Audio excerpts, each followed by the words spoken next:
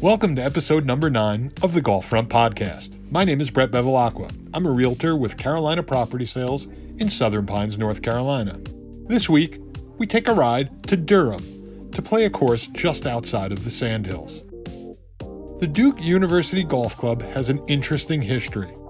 It was proposed in the early 1930s. By the time a suitable site was located in Duke Forest nearly 10 years later, the U.S. was in World War II. Plans were shelved, and nearly 15 years later, Robert Trent Jones Sr. was charged to design the course on the present-day site. The Duke University Golf Club opened in late September of 1957 and was recognized as one of the top university courses in the nation. It even hosted the 1962 Men's NCAA Golf Championship. 30 years later, it was redesigned by the son of Robert Trent Jones, Reese.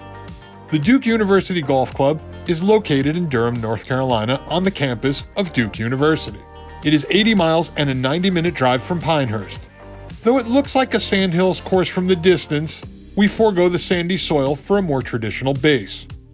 There was an impressive practice facility on the course, and the pro shop, hotel, and restaurant are teeming with history. The GPS on the carts was certainly a nice touch, and I may be speaking out of school here, but I don't remember seeing yardage markers on the course. Interesting to note about Duke University Golf Club? Between the front and back nine, I feel like I am playing two different golf courses. Not in design as much as in era. The front nine feels modern and has a lot of the attributes of courses in the Sandhills: undulating greens, deep and plentiful bunkers. The sand is even a little finer than what you would find in the Sandhills. The back nine feels like an old country club, and not in a bad way. It was nostalgic for me as it has a northeastern feel. Oddly enough, Robert Trent Jones Sr. designed a private course just a few miles from where I grew up called Rockland Country Club, and the back nine at Duke shares some of those same elements. Also reminiscent of the Northeast, there are no homes on this golf course. Duke kicks off with a challenging first hole, a slightly downhill par 4 dogleg left that is quite long, at over 400 yards from the white tees. The fairway starts out wide, then tightens from right to left. The green is elevated and surrounded by bunkers. This green is tricky. I had a 35-foot putt and was above the cup. I just tapped my putt and ended up 2 or 3 feet short of the cup. One thing to note about Duke, nearly every putt I had over 10 feet would trail off to the right or the left. I don't remember more than 1 or 2 putts that continued straight as they ran out of steam. The second hole is a slightly shorter version of the first hole, the only real difference being that the green is significantly smaller. Another note, it is better to go over the green than to come up short. The third hole, also a par 4, is even shorter than the second. There is a bunker out in the right-hand rough where the fairway narrows. That bunker will eat up any weak drives that fade off the tee. The third also has a half dozen bunkers, mostly on the left, surrounding the green. The fourth is a very short par 3 with a pond to the left and a small stream that runs directly in front of the green. This will be a reoccurring theme with the course. If the pin is up front and you are on the back of the green, it is a real possibility to find the hazard. The fifth is a fun hole and one of the shortest par 4s at just under 350 yards from the whites and 400 from the back tees. There is a bunker off to the right that you may not see from the tee. Along with the 4th and 9th, these 3 holes will be your easiest chance to score on the front.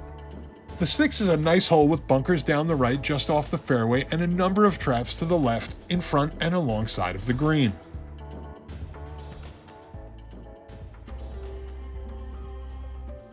The par 5 7th is a long dogleg right with a few traps in the rough just off the fairway to the right. There is a stream in front of the green that may keep you from trying to reach in 2. And this time, even more extreme than the 4th, if the pin is up front and you are on the back of the green, or if you drop your shot on the front of the green, there is a good chance you are going swimming in the stream. It is really evident how extreme the slope of the green is as you make your way down the fairway. The green is protected by bunkers both left, right, and behind. I had an incredibly tough time on the 7th, especially not knowing that the fairway runs out about 50 yards short of the green. The 8th is a short uphill par 3 with a large deep bunker in front of the green.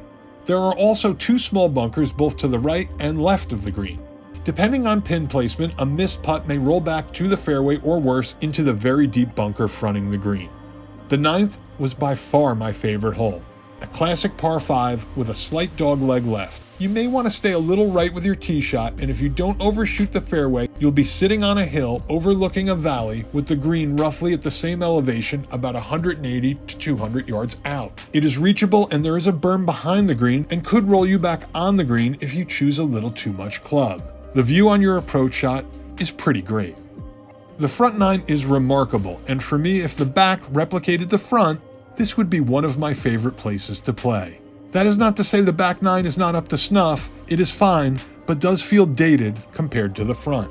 The 10th feels out of place and marks the transition I was speaking about. The back 9 is not especially memorable, and the 10th is just your average medium-length par 4. The 11th is a par 5 with a slight dogleg left that is reachable in 2. Off the tee, you'll get some roll as the fairway drops to the lower and wetter part of the course. We played after a big rain, and had the area gotten just a little more rain, I am sure they would have closed the course. There is another stream in front of the green, though this time you need not worry about putting off the green and into the water. The 12th is a short par 3 with nothing but water between the tee and the green. The green is rocking and rolling, very tricky, and getting close to the pin is paramount on most holes at Duke, but especially on the 12th. Also be aware of the trap behind the green. It wasn't apparent to my group while we were on the tee. The par 4 13th has a lake about 240 to 260 yards from the tees. You will probably want to keep the driver in the bag unless you are hitting from the tips. What makes the 13th even tougher is the valley within the green, making long putts a complete nightmare. This, coupled with a longer iron approach shot, makes this short par 4 really tough. The 14th is a par 5 that plays from 470 to 550 yards. Just hit it down the middle of the fairway and avoid the bunkers to the right of the green. The 15th is a medium-length par 3 with an elevated green. Avoid at all costs the bunker on the right. It absolutely killed my round. The par 4 16th is a dogleg right with an elevated green. Do yourself a favor and don't try to cut the corner off the tee. The approach shot will require an extra club. There are pot bunkers in front of the green which are harmless, though the green does feel small when making those steep uphill chips. Other than the extreme slope to the green, the 17th was just so-so. We went off the back 9, and after all I had heard about Duke, I was very disappointed. I think this course is better played as it was designed, starting from the first hole. I sort of felt the same way about the 18th. Though this par 4 was long, 400 yards from the whites, it felt out of place, and in no way did it end as interesting as the front 9 started. Maybe that's a 7 and an 8 on the last 2 holes talking, but in my defense, it was breezy and 45 degrees. Initially, I planned on slamming Duke at over $100 with a cart and 80 miles from home. I felt like I didn't get my money's worth. But a few days removed, I know I will be going back once it gets warmer, and it hasn't rained for a few days.